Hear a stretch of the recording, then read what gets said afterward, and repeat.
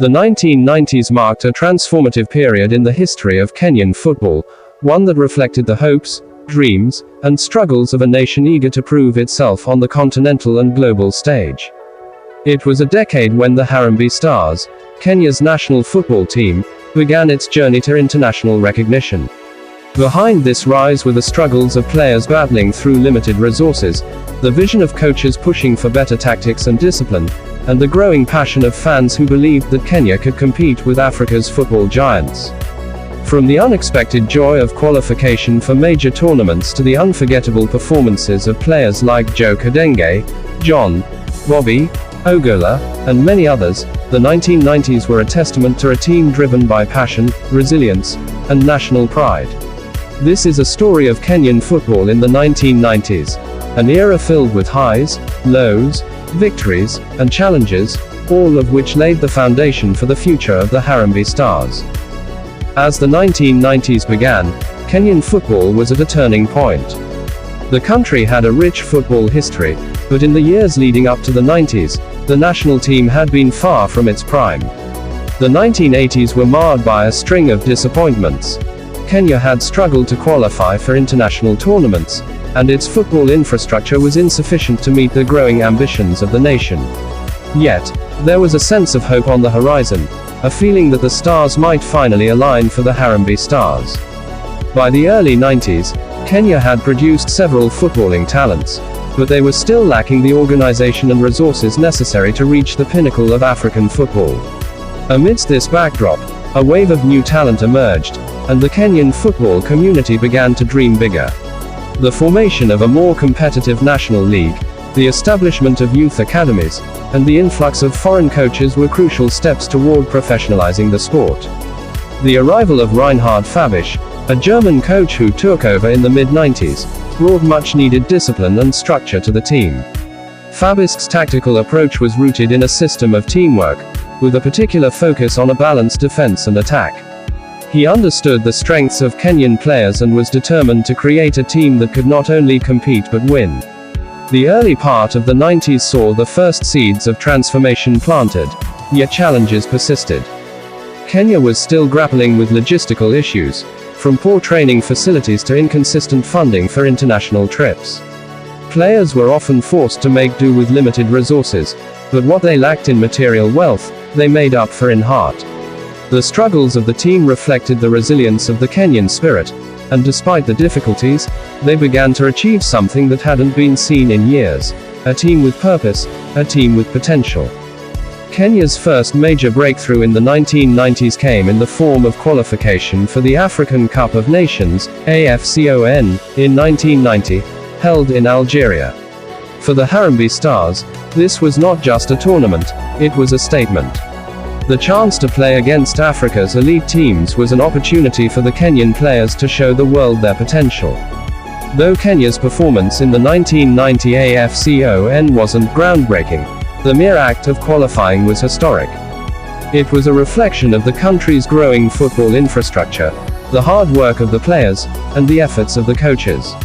The squad included rising stars like Dan Shikanda and Mike Kamati, who were starting to get the international recognition they deserved. Their performances, though not enough to advance past the group stages, showed the potential of Kenyan football and laid the foundation for future successes. The tournament was also significant because it represented the beginning of a more organized approach to football in Kenya. The experiences of competing against teams like Egypt, Nigeria, and Algeria, the continent's best, provided invaluable lessons for the Harambee Stars. They had taken their first steps onto the continental stage, and although they didn't make it far in the tournament, their presence was enough to instill hope in the hearts of Kenyans. If the 1990 AFCON had been a step forward, then the 1992 Africa Cup of Nations was the true breakthrough. Held in Senegal, this tournament saw the Harambee Stars rise to the occasion in a way that no one had expected. Kenya's footballing credentials were now on the map, and they had a chance to prove they were no longer underdogs in African football. Kenya's journey in the 1992 AFCON was one of resilience, passion, and unity. They faced tough opposition, including the defending champions, Cameroon, and a star-studded Nigeria. But it was Kenya's collective team spirit and never say die attitude that propelled them to the semi-finals.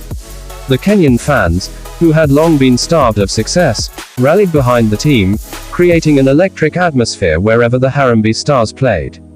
Kenya's pivotal 2-2 draw with Cameroon was one of the tournament's most memorable moments.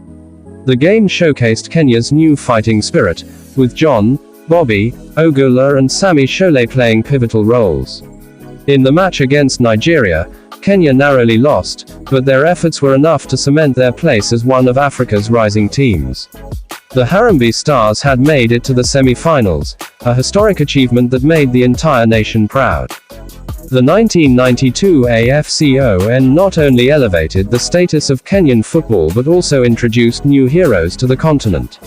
Players like Joe Masaga, Abel Mwanzia, and Dan Shikanda were now household names, their performances proving that Kenya had the talent and determination to compete with the best.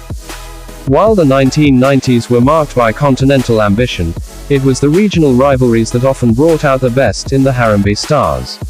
Matches against Uganda and Tanzania were always more than just games. They were battles for regional pride. These fixtures held a special place in the hearts of Kenyan fans, who saw them as opportunities to demonstrate Kenya's footballing superiority over their neighbors. The rivalry with Uganda was particularly fierce. Matches between the two sides were highly charged, often featuring intense and passionate encounters.